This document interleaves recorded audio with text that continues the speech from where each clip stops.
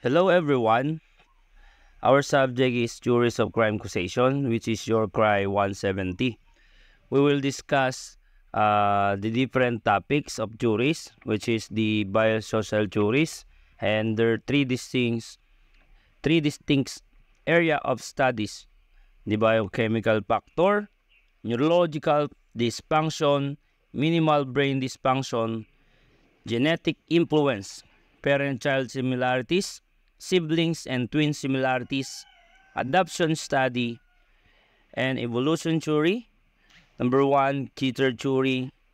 2, RK selection theory. And of course, the last, the life course theory and their negative life transition. Okay, simulan po natin sa biosocial theory. Biosocial theory, this theory focuses on interaction between biological factors and social factors as they related to the crime. Ibig sabihin, sa biosocial theory, we have biological factors, which is from inheritance or pwede natin mamana. No? And then, by social factors is the environment. No? Dun siya po nakapokus in biological na mamana. Pag sinabi natin social factors, in their environment. Okay? This theory view that the both thoughts and behavior have biological and social bases. Biosocial theories believe that is interaction between predisposition and environment that produce criminality. Okay? Ibig sabihin, pag nakapag-produce ng criminality, pwede itong magsimula in inheritance or namamana. Kung halimbawa, yung isang pamilya is yung nanay ay criminal or yung tatay is criminal, may tendency na yung traits and personalities ng nanay at tatay is pwedeng mamana nung bata. Okay? Once na kumumit ng crime yung tatay and then nagkaroon ng anak, malaki yung possibility na mamana ng anak niya yon in biological factors. In sociological and social factors naman, in environment, okay, in criminality produces is sabihin na hawa. For example, yung sinamahan ng isang tao is mga lasinggero. Okay? Pwedeng ma-adapt or pwedeng mapasama siya doon sa mga lasinggero. Parang isang kamatis na nakalagay sa basket. Once na pag nilagay mo doon yung isang bulok na kamatis, pwedeng mahawa yung mga magandang kamatis. That is the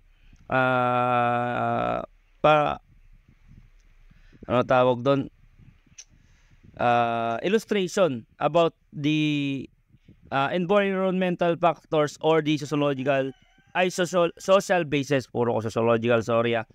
Okay, basta si social theories nag-base yan sa biological, which is pwedeng mamana sa mga ancestor. And then sa environmental naman, that is in social basis.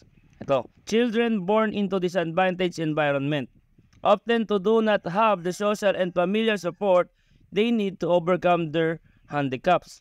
Okay? Alam niyo ba po ibig sabihin ng handicaps? Okay? Parang sakit or disabilities. Okay?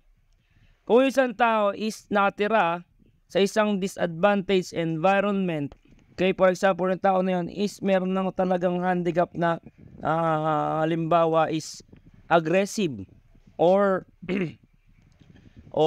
mabilis uminit yung ulo. Okay, and then nakatira pa siya sa disadvantaged environment. Ano na ang mangyayari? Okay? This plus may disadvantaged environment na plus may handicap pa na pwede siyang aggressive or mainitin yung ulo, malaki yung possibility na makapag-produce siya ng crime or makapag-produce ng criminality. In conclusion, biosocial theory says that crime isn't committed based solely on biological and social factors. It is combination or both. Ibig sabihin, kung isang bata is may namana sa kanyang parent as a criminal, or yung parent niya is talagang kumukumit ng crime, may possible na mamana niya ito. And then, plus, nakatira pa siya sa environmental na hindi kaya-aya. For example, sa Tondo, ayan. Okay? Diba yung environmental, maraming squatters. And then, andun yung madaming kawatan. Okay? Sa mga squatters area. Okay? Andyan yung mga sa prostitution. Andyan yung mga pickpocketing. Ayan, mga snatchers, mga drug users. Okay? And then, pag nagsama yun, malaki yung possibility na talagang makapag-produce ng crime. Okay? That is the biosocial theory. Basta si biosocial theory, kailangan meron siyang biological and social factors. Hindi lang makakumit ng isang crime ang isang tao kung in biological lang din. No, kasi kapag sa biological, for example, namana mo nga yung traits and personalities ng mga magulang mo na isang kriminal, isang pagiging kriminal, and then yung environment mo naman is peaceful naman, hindi naman siya disadvantage environment, which is na tamang lugar ka, pwede pong ma-overcome yun. No? Kasi natuturuan po ang isang tao. Kahit na nanggaling siya sa pamilyang ganito, kapag napunta siya sa environment na maganda, malaki yung possibility na mabago niya yun. No, kaya ang conclusion po dito is, kapag biological inherited, kailangan kasama niya din si social factors. Okay? That is the biosocial theory. Okay, next po tayo sa susunod. Then sa biosocial theory, meron siyang mga nasa ilalim. Number 1, the biochemical factors. Okay? Stress about relationship between antisocial behavior and biochemical makeup and the body chemistry can govern behavior and personality, including level of aggression and depression. Andyan may example tayo. For example, exposure to lead in environment and subsequent lead ingestion have or has been linked to antisocial behavior. Ang example ko po dyan is, di ba po yung mga parents natin sa mga bata? Kaya kapag maliliit pa yung bata natin from 1 year old, 2 and 3 years old, titignan po natin yung mga laruan niyan na pinaglaruan. Okay? Kasi po, yung lead content ng isang laruan is pwede pong ma-ingest ng bata. At magkakos po yun ng level of aggression. Okay? Para po siyang magiging hype na hype. Okay? Magiging hype na hype yung isang bata. Okay? Pwede siyang sobrang aggression siya or sa aggressive. Okay? But when it comes sa paglaro sa another bata. Okay? Kaya yun po yung iniiwasan niya. At nagli-leads po ito to antisocial behavior. Bigla-bigla na lang yung anak mo mananapok. Okay? Kasi po yung lead content is so very dangerous sa mga bata. Okay? Kasi kapag nangyari yon, magpo-produce siya ng antisocial behavior. Okay? That is biochemical. From the word itself, biochemical. Nai-ingest or leads of ingestion. No? And then 1.1, hormonal levels. Another area of biochemical research emphasized that the antisocial behavior allegedly peaks in the teenager years because hormonal activity it is at highest level during this period. Pag sinabi natin hormonal levels, okay? Sinabi rito during teenage years. Okay? Nakita naman po natin yung mga behavior ng mga high school students.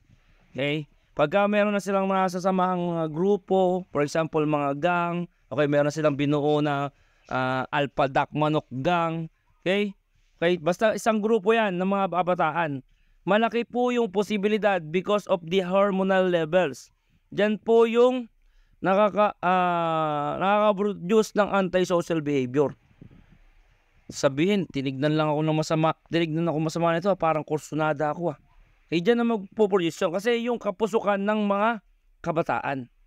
Research also suggests that the increased level of the male androgen testosterone are possible for excessive level of violence among teenage boys. Yung androgen testosterone, no? Yan po yung nagpo-produce ng violence, excessive level of violence. Kasi teenage, mapupusok po yung mga kabataan. Nakikita naman po natin yan. Yan po yung hormonal levels. And then number 2, neurological dysfunction. Another concentration of biosocial theory is neurological or brain and nervous system structure of the offenders. Neurological dysfunction, nakapokus po ito sa ating central nervous system. Tama po ba? Which is the brain and nervous system. Study measure indicator of system functioning such as brain waves, heart rate, arousal level, skin conductance and attention span, cognitive ability and spatial learning, and then compare them to measure of antisocial behavior. Okay? Neurotransmitter are chemical compounds that influence brain activity. Research suggests the abnormal levels of some neurotransmitters, okay, including dopamine, serotonin, and monoamine oxidase. Tama po ba? Oxidase are related to aggression and violence. Sa neurotransmitter po natin, kung yung dopamine, serotonin, and monoamine natin is nag-increase or nagkaroon ng abnormal level, yan po yung nagpo-produce ng aggression or violence ng isang tao. Okay, dapat po is maging balance lang po yan. Kasi kapag nagkaroon ng abnormal level po yan, yung mga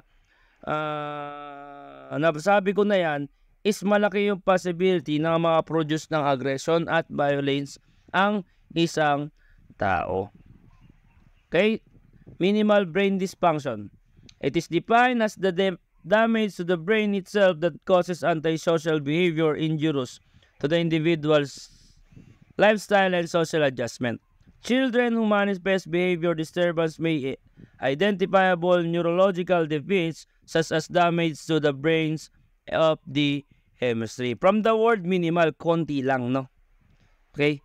Minimal, which is konti. Or maliit lang yung chance, no? Okay, kapag sinabing minimal brain dysfunction, meron ka nang ganyang minimal brain dysfunction, ang nangyayari is naaabuso mo pa, okay, pwede magkaroon ng brain damage. Okay, such as hemisphere of the brain.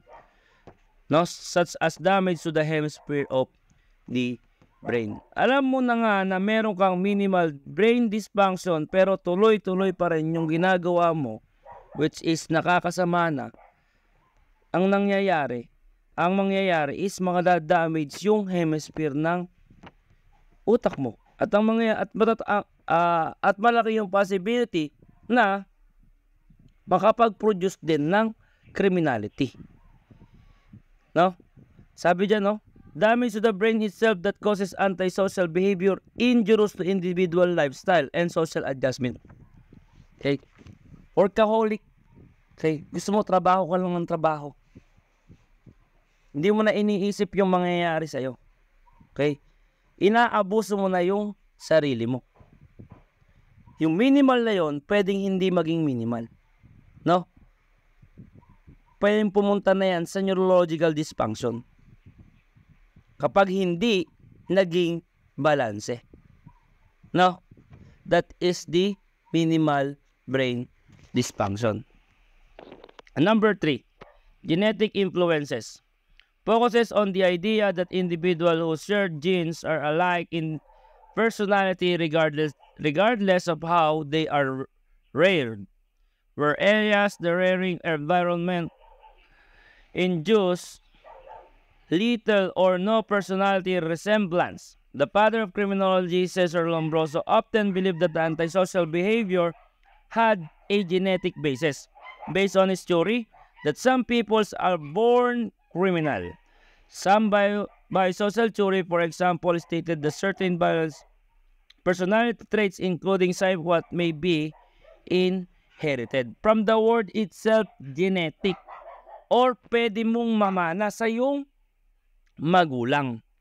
At meron din yung theory ni Cesar Lombroso dyan na yung mga ibang tao daw, some of people is born criminal. Pero ngayon, hindi na po yan nagiging basis natin. Yung theory ni Cesar Lombroso. Hindi naman po lahat ng tao is pinanganak na criminal. Pero meron siyang theory noon, no? In antisocial behavior na naniniwala siya na yung mga antisocial behavior na ng tao is genetic basis based on his theory. And some people are born criminal. Kung ang magulang mo is criminal at ang tatay mo is criminal din, malaki yung tendency na ma-inherit mo yun. Okay? Mamana mo yun na in the near future is makakommit ka din ng crime. Okay? Kaya yung nanay mo or yung tatay mo is psychopath. Pumapatay na lang ng walang dahilan. Okay? Para yung pleasure niya, para yung pinaka-pleasure kapag nakapatay siya is masaya siya. Pwede pong mamana yun. That is the traits and personality of your father or mother. Which is pwede mong ma-inherit or mamana yung ganong ugali or traits or personalities. That is genetic influences. Sa genetic influences, meron po tayong tatlo. Parent-child similarities. A number of studies found out the parental criminalities and deviance do, in fact, powerful influence delinquent behavior. Criminal fathers produce delinquent sons who grow up to delinquent children themselves. Okay? Parent-child similarities. Sabi nga, kung ano ang puno, siya rin ang bunga. Alangan namang mangga ang puno, papaya ang bunga. Logic lang, di ba? Kapag puno o is mangga, ang magiging bunga is mangga. Okay? That is the basic illustration of parent-child similarities. Kung delinquent, kung masama ang ugali ng tatay mo, parang tatay mo, malaki yung tsansa na maging ganun ka din. Para po ba, nanonood po ba kayo ng Batang Quiapo? Okay? Nakita niyo po ba yung parent-child similarities ni David at ni Rigor? Parehas na parehas. Diba po? Babaero. Ayan. Okay, mayabang.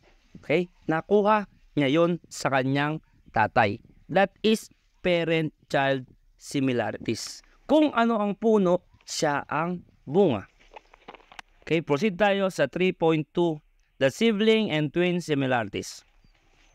Biosocial theories have compared the behavior of twins and non-twin siblings and found out that twins were shared more genetic materials, are also more similar in their behavior when comparing identical or monozygotic twins with the same sex paternal dizygotic or dizzy twins. Although the performer are identical genetic makeup, the latter share about 50% of their genetic combination.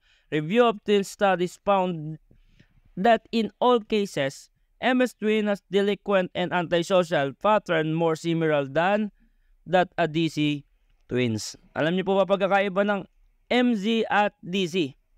Okay, kapag sinabi natin MZ, okay, ang sabi dyan, when comparing identical monozygotic twins, yung same sex po sila. Ibig sabihin, parehas silang lalaki or parehas silang babae. Example natin dyan is isang egg cell, okay, merong pumasok na dalawang sperm cell. Okay, nabuo sila sa iisang egg cell. No, that is monozygotic twins. Parehas sila ng kasarian, which is kung babae, parehas silang babae. Okay? And then paternal dizygotic twins is dalawang egg cell po yan. Okay, may dalawang egg cell na pinasukan ng dalawang sperm cell. Okay? Which is kaya nagkaiba sila ng kasarian. Pwedeng babae at lalaki yung magiging anak. Okay? Sa identical is parehas na parehas sila. Sa paternal is magkaiba sila. Which is magkaiba sila ng kasarian. Okay, although former have identical makeup, the latter share only about 50% of their genetic combination. Review of twin study found that in all cases, MS twin have the liquid and antisocial behavior pattern more similar than the DC twins. Ibig sabihin, mas malaki yung tsansa na yung magkaparehas, yung ugali is parehas silang antisocial behavior once na lumabas sila. Okay? Kasi shared sila 50-50. Kapag sa DC naman is in fraternal dizygotic twins naman is pwedeng maging delinquent child yung isang bata or yung babae, pero yung kakambal niyan lalaki is pwedeng hindi. Okay? Magkaiba. Kung sa may identical, pwede silang dalawa. Okay? Malaki yung chance na silang dalawa is maging antisocial or maging delinquent child. Dalawa sila. In fraternal na magkaiba yung sex, okay, malaki yung chance na isa lang yung maging delinquent or delinquent or magkaroon ng antisocial behavior, no? Malaki possibility isa lang. Parehas. Okay, sana naintindihan nyo po. Hindi po sana kayo nalito. Okay? Kapag MS, ulitin ko, or monozygotic or identical, same sex. Pagka fraternal dizygotic twins naman is hindi sila parehas ng kasarian. Okay? Next, adoption studies. Okay, Sarnoff, Mednick, and Bernard Hutchings were forced to conclude based on their studies that genetic played at least some role in creating the liquid tendency. Adoptees shared many of behavior and intellectual characteristics of their biological parents despite the social or environment condition found in their adopted homes. Okay? Kapag sinabi natin adoption study, okay, in genetic influences, okay, kung saan nanggaling yung bata, diba, for example, nanggaling siya sa isang magulang na nakakulong or nakakubit ng crime at naging kriminal na tatay niya, and then napunta sa isang ambahay-ampunan, and then may umampon, okay, inampon niya, malaki pa rin yung possibilities na mamana niya yung traits and personalities nung bata. Kahit na umampon na lang, inampon. Pero, depende pa rin doon sa environment. Di ba sinabi ko po kanina, kung yung environment ng isang bata na kahit na nanggaling siya sa pamilyang kriminal is napunta siya sa magandang environment, pwede pong mabago yun. Malaki yung possibilities. Yun yung sa may biosocial theories natin. Kasi yung biosocial theories, nakapokus siya to the biological and social factors. No? Kasi hindi makaka-produce ng criminality kung iisa lang doon yung factors, kung biological lang. No? Mapuputol at mapuputol na po yun doon. Naintindihan po ba?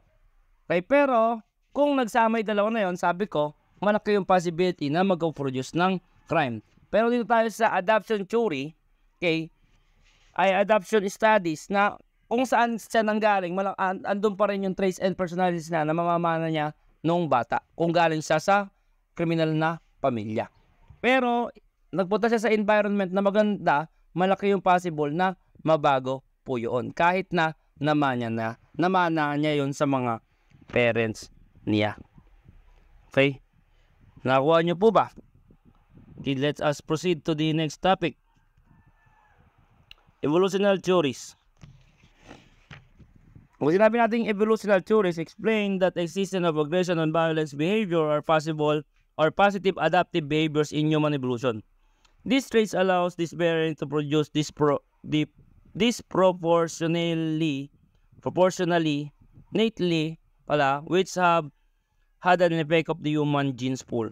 For example, if a child witnesses that his father beats his mother by the times his father is under influence of alcohol, then the child will assume that it's a good to beat somebody, and when the time comes, the child becomes an husband, the same situation will be applied to his house. Okay, for example, sabi nga, di ba, tagalugin ko lang yung example na yan, nakikita ng bata na yung tatay niya kapag nakakainom or nalalasing is sinasaktan niya ng tatay niya yung mama niya or yung nanay niya. Which is sa bata is lahat ng nakikita is tama. Okay? Kaya paglabas niya ng environment is pwede niyang gawin yon. Kapag nasama siya sa peers or mga tropa na nagiinom and then nakita siya ng babae, pwede niyang i-apply yun. Yun po yung sinasabi ng evolutional theory. No? And then, pagdating ng araw at nagkaroon na siya ng asawa or nagkaroon na siya ng sarili niyang pamilya, pwedeng maulit yun. Kasi, yung pinanggalingan niya is ganun yung nangyayari. Na kapag nakakainom yung tatay niya, is pinagtitripan niya yung pinagtitripan ng tatay niya yung nanay niya or sinasaktan ng tatay niya yung nanay niya sa kanyang harapan. Kaya malaki yung possibility na ma-adapt niya yun from their environment. Okay? That is evolutional theory. Okay, umpisahan natin pagkabata, makita niya, and then lumabas, sumama sa mga tropang nanginginom, okay, sa mga peers, and then ang nangyayari, pag nakakita siya ng babae, lalaki, sinasampal niya, which is mali, di ba? And then after nun, natapos na yung kabataan niya, nag-aroon na siya ng pamilya, pwede pa rin niyang may-apply yun sa kanya namang asawa. Okay? That is evolutional theory. Malaking factors kung ano yung kinalakihan ng isang tao at kung ano yung environment na umiikot sa kanya. That is evolutionary theory. Okay? Next. Cheater theory. It's one of theories under the evolutionary that suggests that a subpopulation of men have evolved with genes that incline them toward extremely low parental involvement, and the men are sexually aggressive, who use their cunning to gain sexual conquest with as many females as possible. Because females would not choose them as mate, they use stealth to gain sexual access. Cheatings includes such tactics and as mimics the behavior of more stable males. Psychologist Byron Roth notes that these cheater-type males may be especially attracted to younger, less intelligent women who begins having children at a very early age. It explains male aggressiveness. Sa cheater theory, tinutukoy dito yung mga kalalakihan. Ano po? Okay, sinasabi ko sa inyo, yung mga kalalakihan. Kasi mas aggressive daw po yung mga kalalakihan in times of sexual urge. Okay? Ang mga target po dito nila is yung mga batang mga babae, which is merong mga less or low intelligence, no? Na pagdating ng araw is nabubuntis nila. Mas bata pa lang nabubuntis na, no? Walang pakialam yung mga lalaki doon sa nagawa niya. Basta ang nangyari is aggressive siya and then gusto lang niya yung sexual urges or sexual desire. No, yun po yung cheater theory. Na ang pinaka-cheater po dito is yung mga kalalakihan. Nadideceive lang po nila yung mga kababaihan. Okay? Next tayo. Archaea selection theory. Another theory under evolutionary which holds that all organisms can be located along the continuum based upon their reproductive drives. Those along are and reproduce rapid wherever they can and invest little in their offspring. Those volcanoes reproduce slowly and cautiously and they care of rising of their offspring. K-oriented people, okay, mamaya na yan. Sa R and K, okay, si R is, ito yung merong reproduce rapidly. Okay? Si R po is more aggressive in sexual urge. Gagawin na ito, manliligaw ng babae. And then ang mangyayari, nagkakaroon ng sexual intercourse between boys and girls. Siyempre, lalaki at babae yan. Alam naman ba lalaki mabubuntis? Hindi. lalaki at babae. And then mabubuntis po yung babae. Si R is wala siyang pakialam dun sa magiging consequences. Pabuo man or hindi. Kaya magkaroon man ng anak or hindi. No, wala po siyang pakialam. Mabilis lang talaga siya mag-reproduct or mag-reproduce. Si K naman is mabagal. Pero, eto naman yung mga tao na caution. Okay? At meron silang pakialam kung sakasakali man na magkaroon sila ng offspring or magkaroon siya ng anak. Kaya si A boy na R is mabilis pero wala siyang pakialam sa offspring niya. Kahit makabuntis man siya, wala siyang pakialam doon. Si K naman, mabagal pero once na nagkaroon o nakabuntis siya is responsible siya or cautionly siya. Okay, yun po yung pagkakaiba ni R and K. Okay? K-oriented people are more cooperative and sensitive to other. O, yan o. So, more cooperative po siya. And sensitive siya sa mga kakapaligid sa kanya. Mas responsible. No? And then si R-oriented naman are more cunning and deceptive. Ito naman yung mga manloloko. No? Okay, mabubunganga, manloloko, na iba pala yung motibo sa'yo. Okay, people who commit crimes is to exhibit our selection traits such frequent sexual activities. Okay, sa sexual activities lang ito nakapokus, no? Yung isa, mabilis makareproduct, walang pakialam sa nangyari. Si K, mabagal, pero kapag nagkaroon siya ng anak, is more responsible. No? That is R and K selection theory. More cooperative at may pakialam sa ibang tao. Si K. Si R naman, walang pakialam, manloloko. Okay? Deceptive. Okay? Proceed tayo sa life course. Life course theory, other known as developmental theory, suggests criminal behavior is dynamic process. Ano ba ibig sabihin ng dynamic process, sir? Dynamic process is continuously or dire-diretso from naging tao ka hanggang sa dumating yung araw naging baby, kay teenager, adult, and nagkaroon ka ng asawa. That is dynamic process. From pagkabata hanggang sa tumanda, ikaw. Influenced by individual characteristics as well as social experiences. Okay, pag sinabing social experiences, andito yung environment. Okay, and that the factors that cause antisocial behavior change dramatically over a person's lifespan. Okay, kapag sinabing over person lifespan, nag-iiba. Kung anong klaseng environment yung nakapaligid sa iyo. Kung magandang environment yan, siyempre positive yung mangyayari.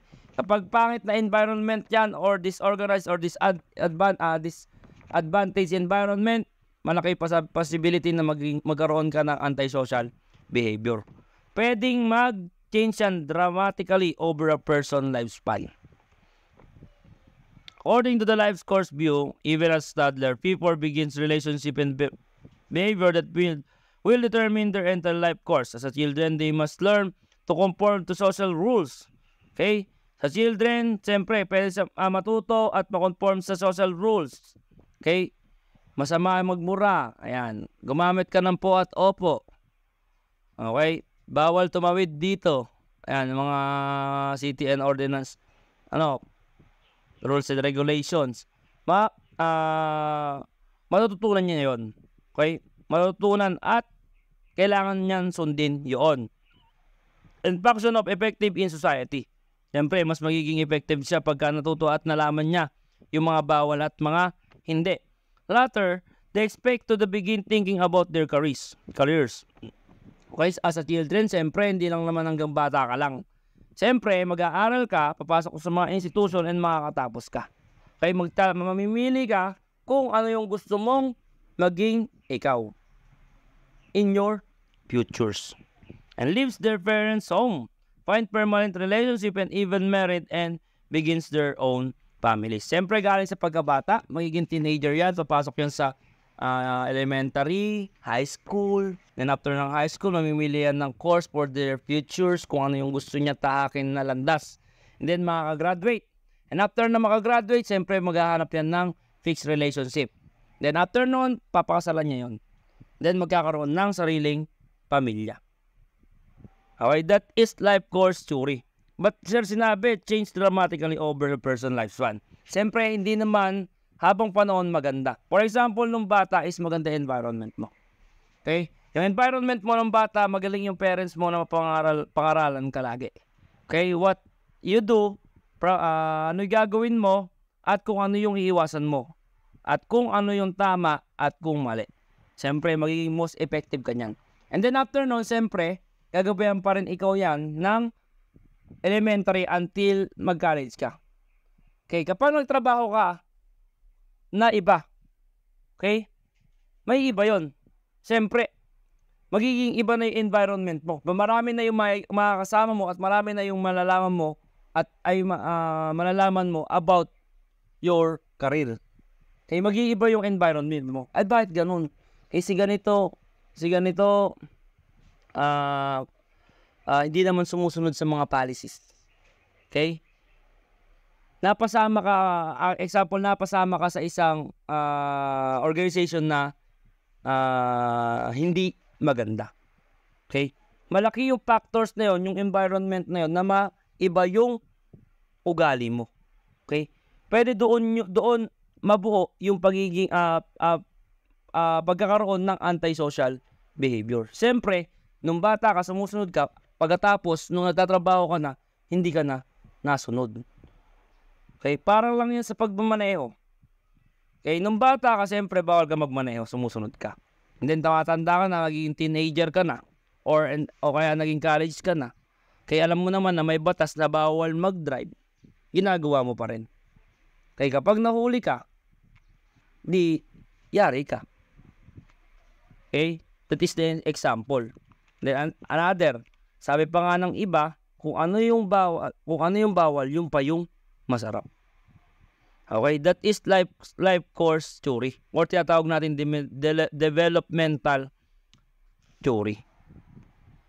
Sa transition, our respect to the place in order manner, some transition can occur too early, like adolescence, engage in advantage or precaution sex. In some way, transition may occur too late, and when the student fails to graduate because of bad grades or too many incomplete grades. That is negative transition po, ano? Ang example din po ng negative transition, a boy who experiences significant amounts of anger in early adolescence is more likely to become involved antisocial behavior as a teen and matured into depressed adult who abuse alcohol. And mainly emphasize that disrupted in life major transitional can be distracted and ultimate can promote criminality. Okay, that is negative transition. Kapag sa pagiging bata mo, nakakaramdam ka na or nakaka-experience ka na ng mga hindi magagandang gawain, malaki yung future mo. Ay, malaki yung possible na makapag-produce ng criminality. Kaya yung nagsimula ka kasi sa negative life transition. Okay? That is the all of our discussion, and that is the end of our discussion. Sana ay may natutunan kayo, and then sana po pakinggan nyo po ito. Maraming salamat po. God bless you all. Good day, warriors. So let's start our lesson 15, which is the physiognomy. Okay? So physiognomy from the ancient Greek word nomos, which means character, and physis, which means nature, hence the character of one's nature. It deals with the study of facial features and their relation to the human behavior. So, physiognomy, it is the study of a person's physical characteristics, especially their face, to try and determine things about their personality. So, in physiognomy, they will determine the personality of a person based on the facial picture of a person. For example, if pangit ka, criminal ka daw. Okay? So, next, the proponents of physiognomy, Gambetta della Porta, or also known as Giovanni della Porta. He is an Italian physician and natural philosopher, founded the school of human physiognomy. According to Porta, a thief had large lips and sharp vision. So, according sa kanya, ang mga magnanakaw daw, basically, ang kanilang facial features is, mayroon silang malaking labi at may sharp vision. Porta findings were in correlation with the argument of Cesar Lombroso when he said that criminals frequently have huge jaws and strong canine teeth. Characteristic common to the carnivorous, who tear and devour meat raw, his widely disseminated book on the subject illustration in the book De Humana Physiognomia depict human and animal head side by side, implying that people who look like particular animals have those creatures' traits. So, De La Porta, or pinatunayan naman ni De La Porta or nirelate ni De La Porta yung study niya sa study ni Lombroso.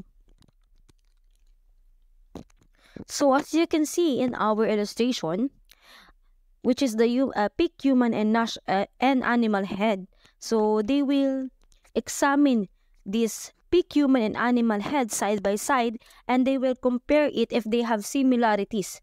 Na kung saan itong similarities na ito, ina-apply ito is if that people who look like a particular animals have those creatures trait. Okay, as you can see, there's a man and the lion. So kung makikita natin, magkamukha nga naman. Okay, so ini-imply dito is that yung characteristic ng lion is meron or same daw sa characteristic ng tao na yon. For example, lion is an aggressive animal.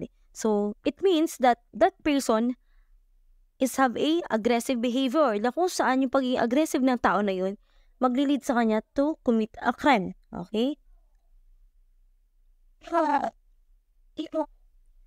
Next, Johann Caspar Lavater, Swiss writer, protestant, and impostor, was able to revive the work of Porta 2 centuries later. Lavater viewed this theory as a science based on the measurement and proportion of the skull, face, and its measurable parts. So, theory of Lavater, binase niya ito sa measurement and proportion of the skull and face and measurable parts ng tao. As you can see at the picture, may mga iba't ibang facial features. Mayroon tayong malaking noo, matangos ang ilong, mahaba ang baba, malaki ang ulo. Na kung saan, yung mga karaniwang facial features daw ng tao na yan is ibig sabihin daw ng mga ganyang facial features is deceitful person daw yung mga tao na yan. Na kung saan yan daw yung mga tao mahirap nating pagkatiwalaan. Okay, after physiognomy, let's move to our study of phrenology. It is the study of confirmation of the skull as indicative of mental faculties and traits of characteristics. So in phrenology, it explained that yung skull daw natin o yung size ng ating skull or ulo ng tao ay explanation o merong kinalaman daw sa traits or characteristic ng isang tao.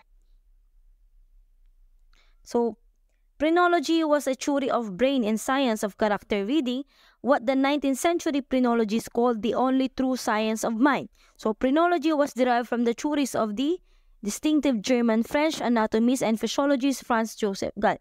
So, kung napakinggan nyo, sinabi ko, the only true science of mind, just like palmistry yan. Na kung saan, diba, sa palmistry, binabasa nila, yung mga manghuhula, binabasa nila yung lines na kamay natin. Okay, it's just like phrenology. Na kung saan sa phrenology kasi, ang gamit naman is yung bumps ng skull ng isang tao para mabasa natin kung ano yung character ng isang tao na yon. Okay?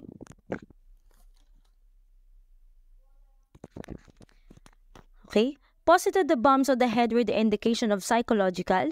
Johann Caspar Spurzheim, who served as research assistant and collaborator of Porta, which began in 1800, led him to the development of his theories concerning brain localization and phrenology, which is initially referred to as cranioscopy. So, Gall ultimately identified 27 discrete brain centers of behavior, 25 of which have never been confirmed to exist. So, Gall collaboration with his pupil. So, pupil niya po si Johann Caspar before, na kung saan nag-lead him to develop of his theories concerning brain localization and phrenology, which is initially referred to as cranioscopy. So, brain localization, meaning saang part or portion ng brain natin yung iba't ibang traits natin. Okay? For example, dito sa left side natin is yung aggressive, bad traits natin. Then sa right side naman natin is yung mga good side or good traits daw natin. For example lang yun. Okay? Neuroscientists today are using their new tools to revisit and explore the idea that different personality traits are localized in different brain regions. Okay? Yung mga neuron scientists natin ngayon, gumagamit na sila ng mga bagong tools para ma-explore yung idea ng different personality traits na kung saan nakalagay daw ito sa iba't ibang brain regions or sa iba't ibang part ng ating brain. Okay? Yun nga yung sinasabi ko kanina. Ito kasing sinasabi dito is localization na naman. Na kung saan sa brain natin, hindi yan nakalagay sa isang region lang. Na kung ibig sabihin lang yan, yung mga different traits natin is nakahiwalay-hiwalay yan. Hindi sila magkakasama sa isang lugar.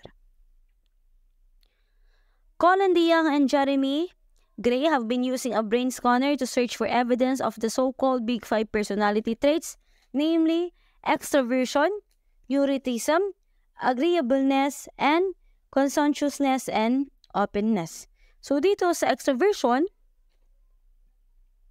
sa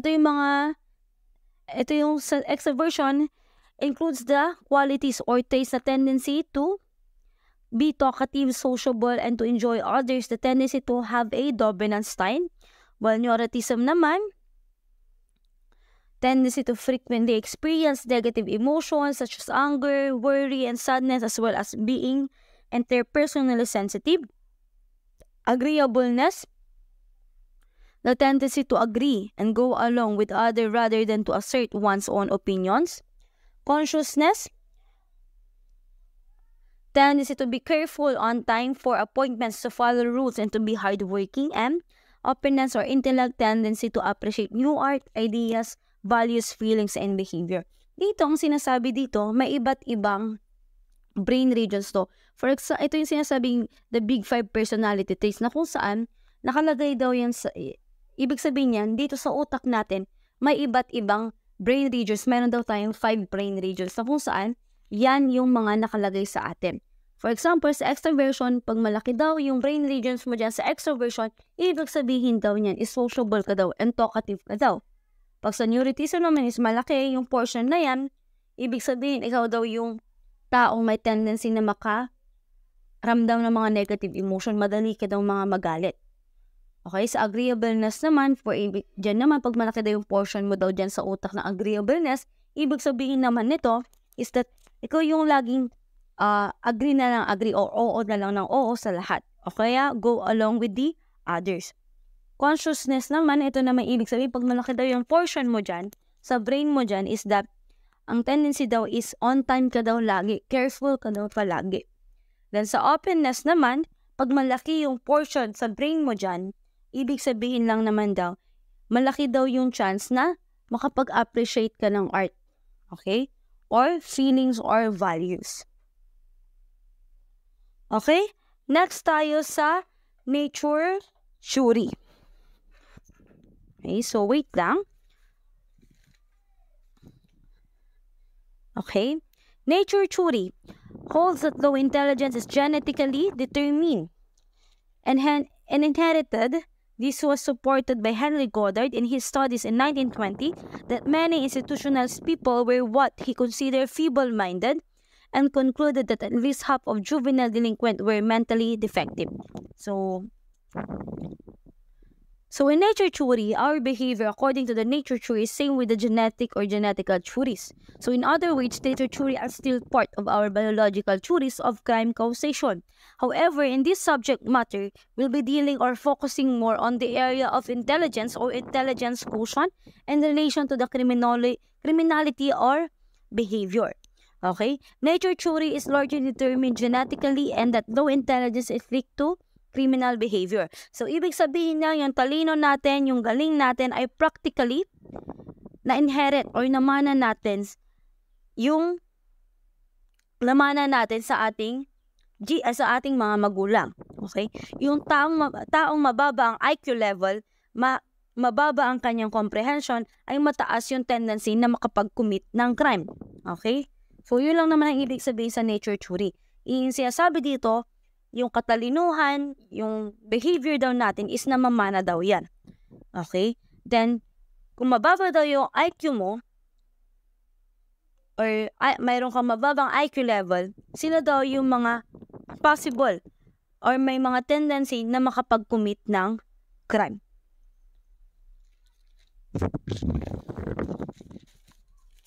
Okay, so makinig. So, hindi ko na kasi nilagay dito. So, Henry Goddard in his studies in 1920 that may andito pa pala. That may institutionalize people were what he considered feeble-minded and concluded that at least half of all juvenile delinquents were mentally defective. So, kung naaalala nyo or do you remember the family of Kalikak or Kalikak family? So, na kung saan si Henry Goddard din ang nag-study sa kanila. Na kung saan where Henry Goddard was focused on a feeble-minded of the family.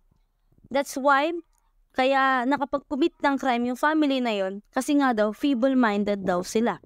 O kaya sabihin na natin mababa yung kanilang IQ level. Okay? Kaya daw sila nakapag-commit ng krimen. Okay? Henry Goddard, one of the proponent of nature theory, so he is focusing much on superiority of the intelligence of an individual.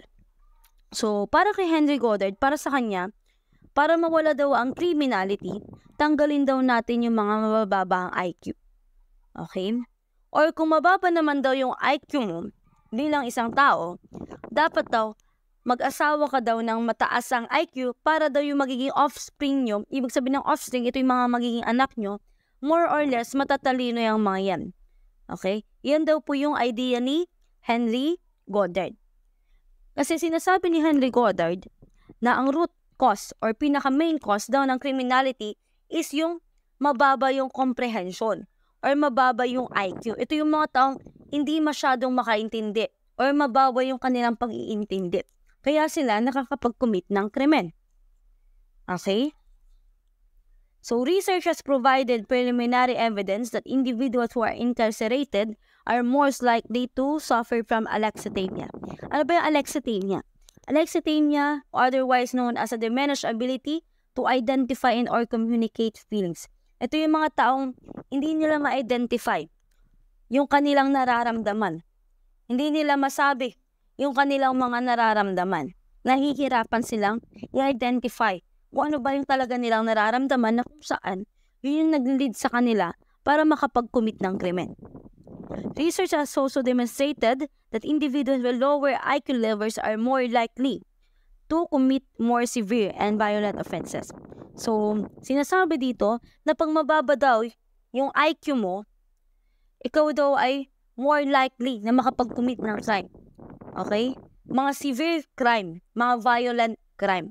Sila daw yung mga taong nakakapag-commit ng malalalang krimen. Good day everyone. So for today, we will talk about the latent trait theory. So let's talk about what is latent trait. Kapag sinabi nating latent trait is latent means hidden. So ito yung mga characteristics or kaya naman traits of a person na hindi natin basta-basta nakikita. And it says here that as stable features, characteristics, property, or even condition. And nakafocus ang latent trait pagdating sa human behavior or sa behavior ng isang tao wherein it drives such as the attachment. So, yung attachment mo with the peer groups, with your family or friends, or being the person who is aggressive or dito lumalabas yung pagiging isang aggression. Or kaya naman baka mamaya is violente pala yung isang tao na yan. Or kaya impulsivity or yung mabilis magdesisyon, hindi na agad-agad nag-iisip before deciding with anything. That are linked to antisocial behavior patterns. So it says here that yung mga latent trait daw natin such as yung attachment, aggression, violence, and impulsivity, ito daw yung mga kalimitan na factors kung bakit nagkakaroon ng antisocial behavior yung isang tao. And it recognized that human traits alone do not produce criminality. So the human traits, yung mismo katangian ng isang tao, hindi lang daw yan yung mismong nagiging reason bakit tayo nakakapag-produce ng mga criminality behavior. And usually, it is a combination of environment factors. So, yung pagiging isang criminal ng isang tao or pagkakaroon ng isang criminality behavior is combination not just your only traits but also the environments. So, environment wherein kasama yung family life. So, pwede na sa pamilya nyo is sobrang gulo. Hindi nagkakasundo or kaya naman murahan ng murahan. So therefore, isang factor daw yung family na kinabibilangan mo. The educational attainment, of course, kapag yung hindi masyadong ganon kataas yung antas ng pinag-aralan mo, so possible na yung behavior mo is maaapektuhan din. And the economic factors, so usually yung mga status mo dyan, it's either nasa mayaman ka or nasa middle class or nasa lower class. And also in neighborhood conditions. So malaking factor yung lugar na kung saan kinabibilangan mo. So usually kasi for example sa Tondo is alam naman natin na sobrang gulo doon. So yun yung neighborhood nila is disorganized. So possible din daw na because of your behavior is makaapekto pa rin yung neighborhood or yung lugar na kinabibilangan mo. And it says here that every individual, so lahat daw ng tao is meron tinatago na inborn traits. So meron tayong mga katangian na nasa atin lang. For example is the aggressiveness, control over impulses, and self-centeredness. Yung self-centeredness, yun yung puro sarili mo na lang nakikita mo. Yung gusto mo, ikaw lang nag-shine with everybody. So let's proceed naman with the family study. So we have here the Jukes and Kalikak family. So Jukes family, the study of Richard Louis Dugdale with his book The Jukes, a study in crime, pauperism, disease, and heredity, also for the studies of criminals. So si Richard Dugdale, in-study niya yung family ni Jukes, wherein tinatawag din natin na Ada Jukes, or ang pinakatotoong pangalan niya is the Margaret Ada Jukes. And kilala rin siya bilang the mother of all criminals. So sa study ni Richard Dugdale na crime, pauperism, disease, and heredity, nakabase daw dito yung isang crime because of the genetic factors. Wherein, if your mother or father is a criminal, therefore, there's a lot of tendency na makuha mo yung criminal behavior ng parents mo or kaya naman ma-inherent mo siya. So, based on this study, the Jukes family line when it comes to committing crime, una, the burden of the crime is found in the illegitimate lines. So, usually kapag sinabi kasi natin illegitimate son or daughter, ito yung mga bata na nabuo out of the marriage. So, possible na before ka pinanganak, hindi kasal yung mga magulang mo. So, pwede kang illegitimate child. So, papasok din dito yung mga yung anak sa labas. Bakit sila tinatawag? Kasi hindi naman kasal yung parents nila noong pinanganak sila. So, usually, dito daw nagsisimula yung crime sa mga illegitimate lines. And the legitimate lines marry into a crime. So, pwede naman daw yung mga anak is na-engage na sa mga criminal activity. Third one is the eldest child has a tendency to be the criminal of the family. So, yung pinakamatanda daw sa magkakapatid is possible sila daw yung maging daan or sa kanila magsimula yung pagkakaroon ng isang criminal behavior. And number 4, the crime chiefly follows the male line. So, of course, yung crime, nasa male line nagsisimula yan. So, because of the yung lahi na pinaparami nila. And the longest line of crime are along the line of the eldest. So, of course, dun pa rin tayo papasok pagdating sa mga eldest child. And Arthur Estabrook, working out of the Eugenics Record Office of Cold Spring Harbor, New York, gave a picture of the Jukes in 1915. So, almost 4 years daw after ng study ni Dugdale, is nag-study naman itong si Estabrook, wherein some traits of feeble-mindedness, indolence, dishonesty, and licentiousness, or tinatawag natin na extravagance, is sinasabi that wherever they go, they tend to marry person like themselves. So, yun yung mga similarity attracts. So, usually daw, magpapakasal ka sa tao na nakikita mong similarity ng behavior mo. So, kung yung tao na yan is tahimik lang, therefore, ang mas gugustuhin niya daw na pakasalan is yung katulad lang din ng characteristics or merong katulad ng behavior niya. So, that is the study of Jukes family. So, let's proceed to the Kalikak family. So, Kalikak family, under the study of Dr. Henry H. Goddard, a prominent American psychologist together with Elizabeth S. Kate, conducted a study entitled The Kalikak Family, a study in the heredity of feeble-mindedness. So, heredity of feeble-mindedness. Ibig sabihin, nasa lahi nila yung pag-iisang feeble-mindedness wherein when we are talking about feeble-mindedness, ito yung mga tao na masyadong mababa yung IQ. So, they cannot process the information properly. So, therefore, nagkaroon sila ng study wherein si Martin Kalikak Jr. is nagkaroon siya ng 480 descendants. Martin Kalikak Jr. is a feeble-mindedness. So, meron siyang problema sa, si Martin Kalikak has a 480 descendants wherein 143 are feeble-mindedness. And 46 have been found normal and the rest are unknown or doubtful. So, anong nangyari dito sa Kalikak family? Si Martin Kalikak Jr. is nakapag-asawa siya ng isang feeble-mindedness. Yung isang feeble-mindedness na yon, ang naging mga anak nila is merong problema sa pag-iisip o hindi normal. Then afterwards, after niyang magpakasal doon sa isang feeble-mindedness, nagpakasal siya sa isang tao na kung saan yung babae is normal. And yung mga naging anak nila is also normal. So, according to the study of Kalikak family, sinasabi lang niya na yung inheritance daw ng parents mo to the offspring is malaking factors. So, malaking factor yung biological inheritance pagdating sa kalalabasan ng mga anak.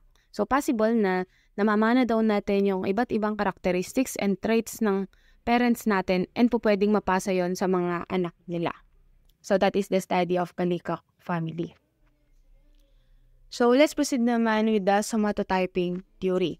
So, the word soma means body and the typing which means type. So, pag-aaralan naman natin regarding somatotyping theory is all about the body of a person. So, the type of the body wherein meron daw tayong or pwede na sinabi nila na through the body, masasabi natin what are the criminal acts that they may possibly do or they may possibly have. So let's proceed to the meaning of somatotyping theory. When we are talking about somatotyping theory, it is a body physique to behavior and criminality. So nakadepende daw sa katawan, sa hugis ng isang katawan ng tao, kung ano nga ba yung behavior niya or kaya naman ano yung possible criminality acts na pwede niyang magawa. And according to Ernest Kretschmer, is gumawa siya or nag-constitute siya into 3 principal types of body physiques. We have the asthenic, athletic, and picnic. So kapag sinabi nating asthenic, yun yung mga lean, slightly built, narrow shoulder. So usually sila yung mga payat. Yan yung mga payat natin na tawag sa kanila according to Ernest Kretschmer is asthenic. On the other hand, we have the athletic. Sila yung medium to tall, strong, muscular, coarse bone. So athletic, sila yung mga usually mga maselan. Yung mga, sabihin natin, para mas mabilis yung matandaan is mga athlete. So kapag athlete, therefore, mga nag-gym yan. Mga gusto nila, nagpapalaki ng katawan. So mga muscular ang ating mga athletic. And the third one, we have the picnic. So picnic, medium height, rounded figure, massive neck, and broad face. So sila naman yung mga matataba. So picnic, sila yung usually mga roundedness, yung mga bilugan. And it says here that picnic to manic depression. So yung mga picnic daw is usually sila yung mga nasa manic depression. So ano ba yung manic depression? Ito yung mga several psychological disorders. So sa pag-iisip siya or mood characterized usually by alternating episodes of depression or mania. It is also known as bipolar disorder. So, to make it short, pag sinabi nating manic depression, ito yung paiba-iba yung ugali. So, kanina masaya, tapos mamaya iyak na lang. Or kaya naman kanina malungkot, then mamaya galit na lang. So, that is bipolar. Dalawa yung behavior agad na 2 or more behavior yung pinapakita niya. And usually, mga mood shifting yan. Mabilis magbago yung behavior nila. And kapag sinabi naman daw na asthenic and athletic, usually sila daw yung mga schizophrenia. So, what is schizophrenia? It is mental disorder. So, kung ang manic depression is only psychological disorder, ang schizophrenia is nasa pag-iisip na siya. So, mental disorder na. And it characterizes the disturbance in thought, such as delusion, or perception, or even hallucination. So, kapag sinabi natin na delusion, it is the false belief. So, ito yung paniniwala ng isang tao kahit hindi naman totoo. Like, for example, si Juan gumising, sinabi niya na, ako'y tagapagsugo ng sanlibutan, ako yung may superpowers, ganyan. So, that is only delusion kasi hindi naman totoo. And siya lang yung naniniwala sa sarili niya. But when we are talking about hallucination, papasok dyan yung mga senses, the 5 senses.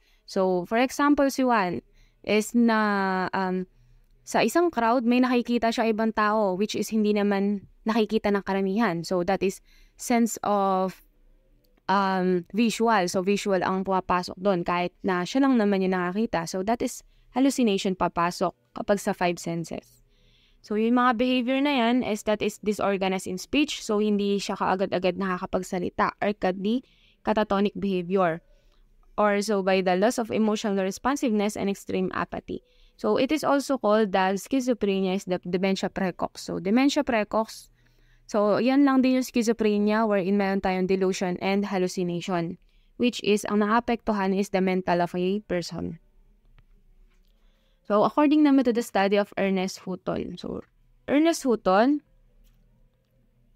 okay po naman tayo sa kay Ernest Hutton. Kay Ernest Hutton, he examined the relationship between the personality and the physical type. So, dito, is binigyan na niya ng explanation. Ano nga ba yung mga personality ng isang tao depende sa kanilang types of the body. So, according to the criminal, could be identified based on the physical characteristics. And he suggests that human somatotype or the body and shape physique can be determined which type of crime a person will commit. So, una, kapag tall and slender man daw, o so ito yung mga matatangkad na payat, usually sila daw yung mga nasa murder and robbery. Kapag tall medium naman, is forgery or kaya naman yung mga falsification of documents. So, tall and heavy men, yung mga first degree murder.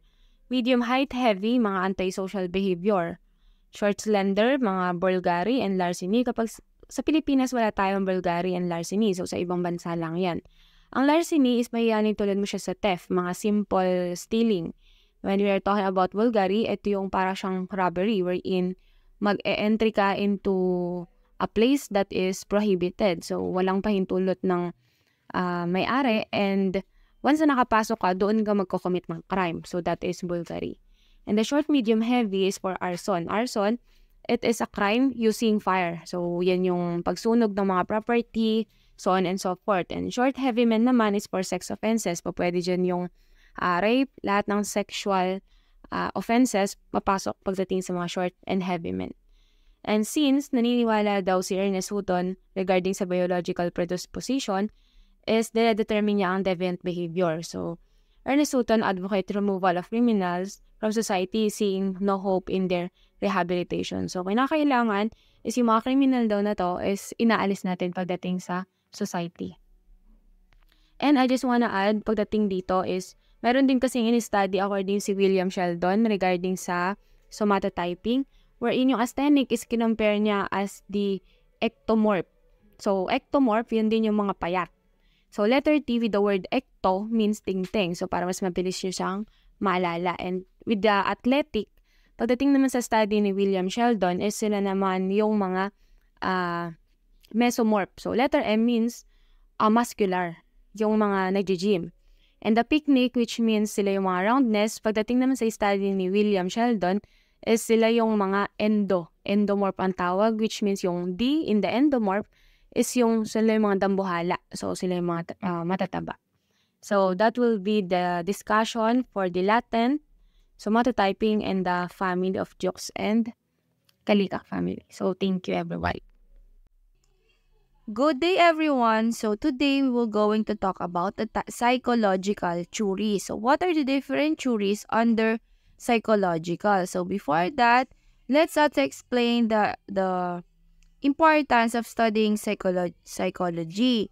So in psychology, this wanted to provide us a theories that explain ways understanding and thinking about human thoughts and processes. So sinusubukan ng psychology na magbigay po ng explanation kung paano ba mag-isip ang isang tao. At of course, these theories will going to give us an perspective or an idea how human behaves and kung paano sila namomotivate para gumawa ng mga iba't ibang bagay. And also, professionals, sabi din dito, professionals can use these psychological theories in workplace to develop strategies to motivate employees and optimize a work environment for success. Pinag-aaralan din nila kung paano ba nag-iisip yung mga employees nila no, para malaman nila kung paano motivate or paano magiging mas productive yung isang empleyado. And pagka naging productive yung isang empleyado, of course, nagiging maayos yung trabaho niya. So we have the theories under psychological. The first one is psychodynamic or psychoanalytic. So under this theory, we have id, ego, and superego. This is developed by Sigmund Freud. So pinaniniwalaan niya that our human behavior is divided into 3 different aspect, which is id, ego, and superego. So pag id daw, this is more on following our needs and desires. So gagawin lang natin kung ano yung needs and desire natin. It operates under pleasure principle, and it's also known as the pleasure principle. And then ego evaluates the reality of a position to a superego and id. So sa ego, it's also known as reality principle. Titimbangin niya si id at saka si superego. So ano nga ba si superego? Superego counteracts the id by fostering feelings of morality, or also known as the morality principle. So kung nangingibabaw yung needs and desires mo, iko-contradict yan ni superego. Sabihin niya, hindi yan yung dapat gawin kasi ganito yung magiging tingin sa'yo ng community, or ito yung morality na ipinakita sa'yo ng environment mo na dapat ito yung sundin mo. Okay? So yun po yung superego, yung konsensya natin or our conscience. So si ego, magde-decide siya kung sino yung dapat sundin. Kapag ka mababa po yung iyong control or yung pagtitimbang mo sa id and superego, pag mas mataas yung pleasure na makukuha mo, then possible na yung isang tao ay gawin yung id. Pero kapag ka si ego, nakita niya na eto yung mas pinansin niya si superego, no? Ay si superego, yes. At nakita niya na ayoko maging ganito yung tingin sa akin ng mga tao, hindi to yung dapat kong gawin kasi malito at possible na magkaroon ako ng punishment pag ginawa ko to. Then of course, hindi niya gagawin yung crime. Next is behavioral theory. Ang sinasabi po dito sa behavioral theory, that ang ating behavior po ay na-observe during our unconscious processes. So it focuses on particular stimuli and how people respond to that stimuli. It maintains that human action are developed through learning experiences. So at sa ating mga natututunan sa experiences na nangyayari sa atin, so dun daw tayo, yun daw yung nagiging base ng ating behavior. So that behavior is learned when it is rewarded and extinguished with negative reactions or punishment. So for example, nung ikaw ay bata pa, no, pinaglinis kayo ng bahay ng magulang nyo. Okay, may mga parent na sobrang linis. Pinaglinis ka ng CR at hindi na satisfy yung parent doon sa linis ng CR na ginawa mo. So ang ginawa niya, pinalo ka niya ng pinalo ng sentron. So yung punishment na binigay nila sa'yo, sobrang taas, no? So ibig sabihin, lalaki ka, okay, mapapansin nyo, lalaki ka na, okay, kailangan pala ganito kalinis yung CR. Kasi pagka hindi ganito kalinis yung CR, ito yung punishment ko. Malaki palang bagay yun.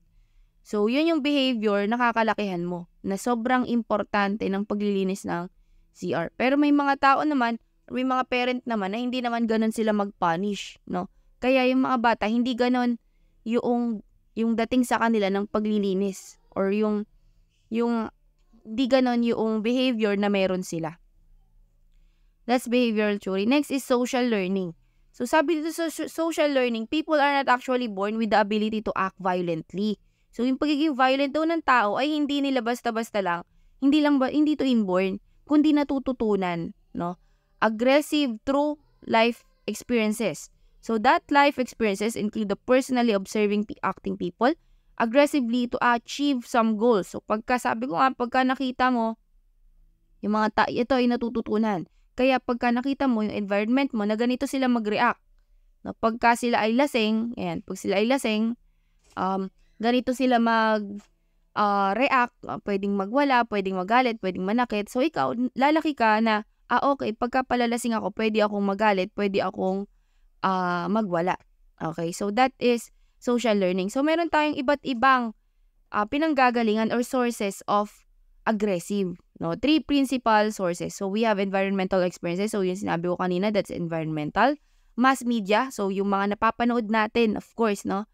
Kaya po kapag nanonood tayo, ano pong bang nakalagay? Rated SPG, no? Patnubay ng magulang ang kailangan. Kasi may mga aggressive behavior na ipapakita, drugs, or any violent act doon na hindi dapat nakikita ng isang bata. Kasi yun ay matututunan niya, of course, lalo na kapag wala pong guide ng isang parent. And then family members, kapag ikaw ay lumaki na violente ang nanay mo, violente ang tatay mo, pag ikaw ay lumaki sa ganong bahay or ganong pamilya, lalaki ka, it's either gagayahin mo siya. No, gagayahin mo siya kasi iisipin mo, normal yun na manakit pala ng asawa kapag ikaw ay galit. So possible na mananakit ka din ng asawa pag ikaw ay lumaki na or it's either men or women. Next one is the moral development theory. Ang sinasabi po dito sa moral development theory, it is important to maintain a high morality among children, no? At sa mga tao. Sabi dito, it suggests that people who obey the law simply to avoid punishment or who have outlook mainly characterized by self-interest are more likely to commit crimes than those who view the law as something that benefits its all of the society and who honor the rights of other. So, ang sabi dito, kapag daw ikaw ay isang tao na sumusunod ka lang sa batas para ayaw mo ng punishment, ayaw mo na para sa sarili mo, ikaw ay possible daw na ito yung mga tao na mag-commit ng crime rather than a person na tinitignan, okay, susunod ako sa batas sa kaayusan ng lahat for peace and order. Kapag daw yun yung bicent mo, malayo ka, no, na sa possibility na mag-commit ng crime kapag ang iniisip mo is para sa kapayapaan, para sa peace and order. Pero pagka ikaw daw ay isang tao na hindi ka lang nag-commit ng crime para maiwasan yung punishment, na nakafocus ka lang sa punishment na makukuha mo, possible daw, no, yun daw yung mga most likely to commit crimes. Kaya nga yung mga tao na nagsisimba, hindi umiinom, no, ayoko nang uminom kasi sabi ni Lord, bawal daw yan eh. No, ayokong lumalabas ng gabi kasi, alam mo yon, para malayo ako sa ganyan. Kasi sabi ng parent ko, bawal yan at saka ayoko maging parte ng gulo ng barangay namin or ng pamilya namin. So yun daw yung mga tao na hindi masyadong malapit, no, sa pagko-commit ng crime. Next is intergenerational transmission theory. Ang sinasabi dito sa intergenerational transmission theory, ang mga nanay daw or tatay, no, kapag ang nanay at tatay mo ay may antisocial excuse me, may antisocial behavior at criminal before, most of them daw ay merong delinquent or antisocial din na anak. Possible daw na ikaw din ay maging antisocial or maging delinquent soon. Now, the most extensive research on the concentration of offending in families was carried out in the Cambridge study in delinquent development. Pinag-aralan yung mga bata, no? Pinag-aralan yung mga bata at ayon sa pag-aaral, nakita nila na itong mga bata na to ay product ng mga tao na meron ding antisocial or meron ding series of or nagkaroon din ng crime na ginawa before. So that is intergenerational transmission theory. Alternative theory, ano namang sinasabi sa alternative? Ito ay hindi naniniwala, no, sa motto na opposite charges attracts or opposite attracts sa pinakasimple, no? Hindi sila naniniwala dito na ang dalawang tao na magkaiba ng ugali ay mostly na-attract. Hindi daw, totoo yun. Ang sabi nila dito, this theory focuses on assortative mating or female offender tend to cohabit with or get married to a male offender. Ang isang female offender daw po ay nagkakaroon din ng asawa o nagkakaroon din ng kasama sa buhay na offenders din. So, meron silang, of course, reason. Ang isang theory po ay hindi lang basta-basta chismis or basta-basta sinasabi. Ito po ay dapat na may basis. Ang basis po nito, sabi dito, meron daw tayong tinatawag na social homogamy. Okay? Nakaraniwan, ang mga nagkakatuluyan ay yung mga nasa sa parehas na school, nasa parehas na kabarangay, no? Parehas na nagkikita sa club, at kung ano-ano pa. Ibig sabihin, dito sila nagkakakilala. Okay? Ibig sabihin, kung ikaw ay isang bata na magulo yung paligid mo, possible na yung mga katuluyan mo ay dun din nakatira. Yan po sinasabi sa social homogamy. And then, phontotymic assortment. So, people examine each other's personality and behavior and choose partner who's similar to themselves. So, meron daw tayong ugali na ina-examine mo siya, titignan mo kung parehas kayo ng gusto at hindi gusto. At kapag ka daw parehas at nagkakagusto na kayo sa kanila, or kung sino yung tao na kaparehas nyo ng ugali, yun yung mostly na nagugustuhan ninyo. So, yun po explanation ng alternative theory. Next, we have differential association theory o association reinforcement theory. So, meron dalawang sinasabi ang differential association. Una, the presence of criminal behavior depends on whether or not it is rewarded or punished. Depende kung nare-reward ba yan or napapunish, or kung gaano ba kataas yung reward na nakukuha or punishment na nakukuha. Kapag ka ikaw ay nagnakaw, hindi ka binigyan ng punishment, o possible, uulitin mo yung ginawa mo na yon, yung pagnanakaw. At halimbawa naman, ikaw ay estudyante, nag-aral kang mabuti, nag-review ka hanggang madaling araw, you only have 3 hours of sleep, and then naging 95 yung grades mo, pinakita mo sa parent mo, pero walang naging reaksyon yung parent mo. Yun ay actually yung reward kasi lang yun, kahit affirmation lang, salita lang. Kapag ka ang parent mo hindi ka sinabihan ng kahit nawalan ng kwenta, no? Kung baga kasi nag-aaral ka mabuti para rin naman sa kanila, para maging proud sila sa no? Sinaw mo sa kanila, mama pa, 95 yung grades ko. Ano yan, di ba dapat 98, or kaya naman, okay lang yan, sige, pagbutihan mo. Wala kang reward na nakuha. Ang mangyayari, bababa yung eagerness mo na kumuha ng mataas na grades kasi wala kang reward na nakuha. And then second point na sinasabi ng differential association reinforcement, the most meaningful reward naman and punishment are those given by the people that is important to your lives. Ano yun? Family, friends, teachers, and school.